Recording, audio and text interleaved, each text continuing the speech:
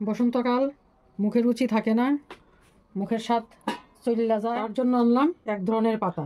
এটাকে বলে দণ্ডকলস পাতা।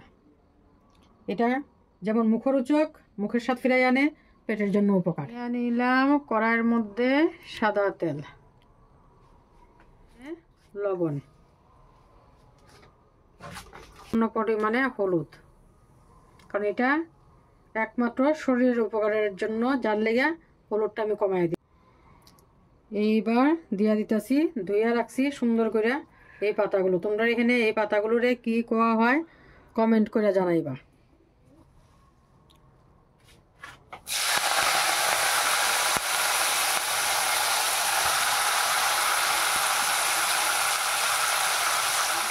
নাড়া দিয়া লবণটা মিশাই নিতেছি।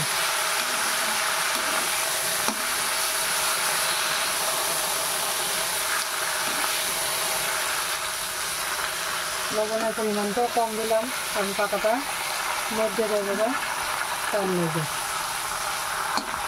এবার এটা একটা পাশ ভাজা হোক, তারপরে ওটাতে ওপরটা উল্টাই দিই। এবার উল্টাইয়া দিই, মুচমুচে ভাজা হইব।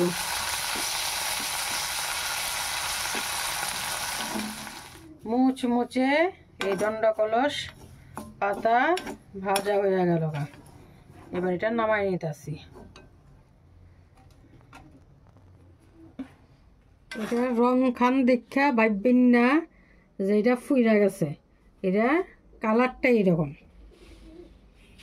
এইবার গরম গরম ভাতের সঙ্গে এটা দেন, দেখবেন মুখের রুচি নিমেষেই ফিরে আইব।